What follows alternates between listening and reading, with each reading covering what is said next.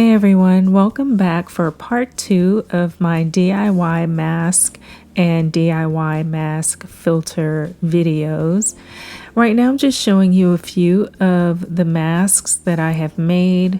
Some I've even made out of tea towels, and because these are for me, I did go ahead and attach the hairband pieces.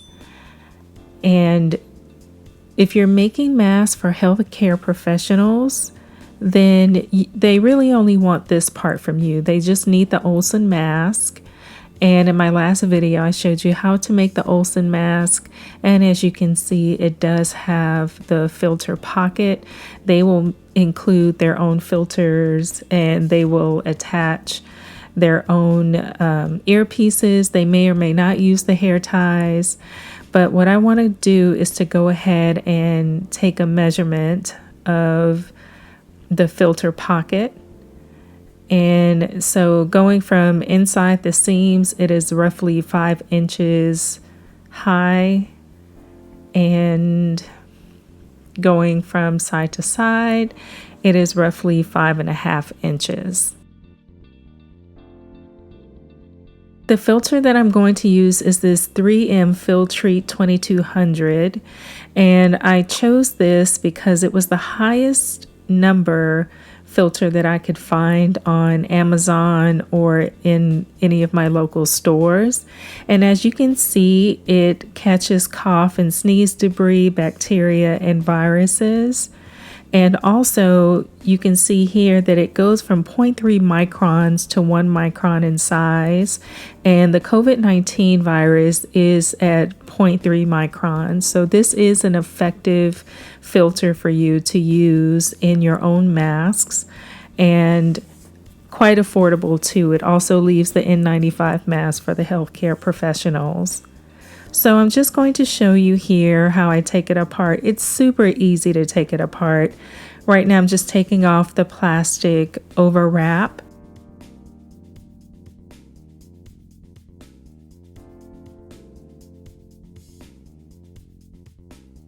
And then I'm just going to remove the sides of it. The sides of it is just cardboards. I'm going to use that tab there to just start pulling it apart. And it's basically held together with glue and cardboard and the wire. You can see it on that side, which bends back super easily. There's also wire on the other side.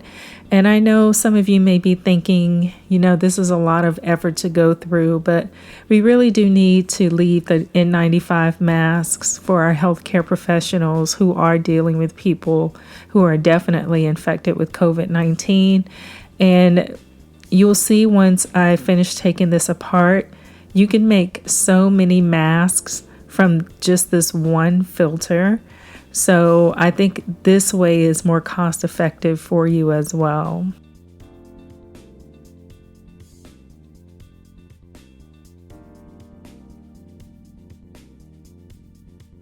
So once everything has been removed, you can see how much material we have to make masks out of. It's not even unfolded the whole way. So what I did was I took the mask. I know I took measurements earlier, and if you want to take measurements and then cut it out, you could do that as well. But I thought what I would do is to just lay the filter pocket on top of the filter and do a rough cut around it so I could get the shape accurately. And then what I'm going to do after I cut it out is to trim it in about 1/4 inch all the way around, just so that I can make sure that it will actually fit inside of the filter pocket itself.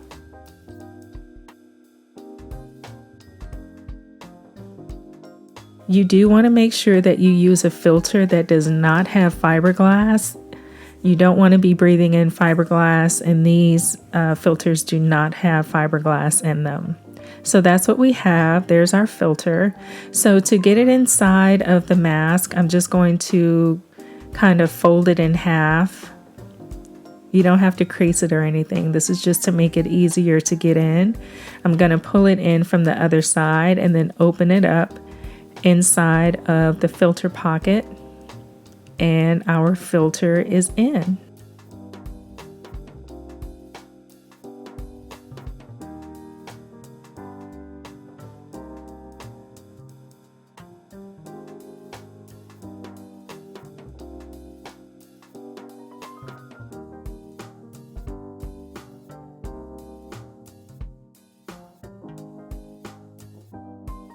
So this is one of the masks that I'm using for the healthcare professionals.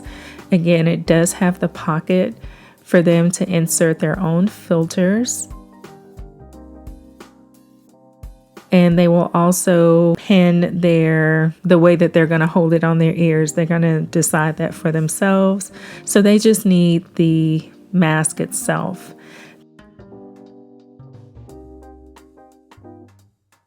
This particular mask I made for myself, so I've already attached the hair elastics to the end to wrap around the ear. And now I'm going to go ahead and insert the filter. And what you can do is trace out this shape on a harder surface like cardboard or one of the clear Dollar Tree chopping mats.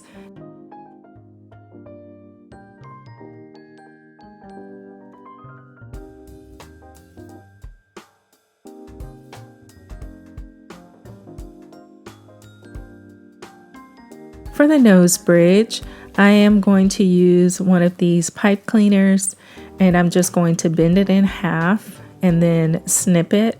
If you don't have any of these pipe cleaners on hand, I know in the original Olson mask video, I did hear that people are using the metal that runs through the top of these hanging file folders. They've been using those as well.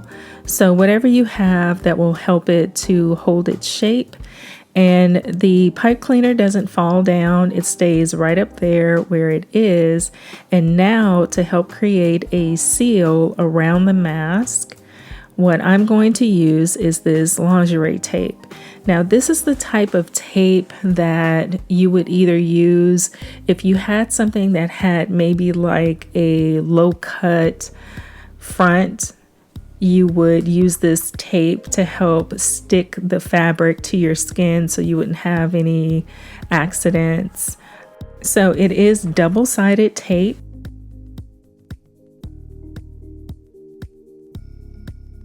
And now I'm going to show you how it fits. So I put the mask on. I did peel off the backing of the tape, and now I'm just pressing it down on my face. I do want to tell you to make sure that you press, when you apply the tape to the mask itself, make sure that you press down really hard so there's a really good seal between the tape, the fabric tape, and the fabric, the mask itself. And this is how it fits. I just want to show you where the fabric tape actually is on my face. It's right here under my chin. There's a seal. And on this side of my cheek is where the tape is. And then on the other side, it's roughly in the same area, right on the outer corner of my eye. You can put the tape wherever you want to put it, wherever you feel most comfortable. But I did talk to a lot of people, and they did say that this tape did not irritate their skin. I don't know how well it's going to work with makeup on. I would recommend it with makeup off, but that's completely up to you. I want to thank you guys so much for hanging in there with me. I hope you all are doing well and that your families are doing well. I hope to see you all again in my next video. Until then, stay safe, everyone. Bye.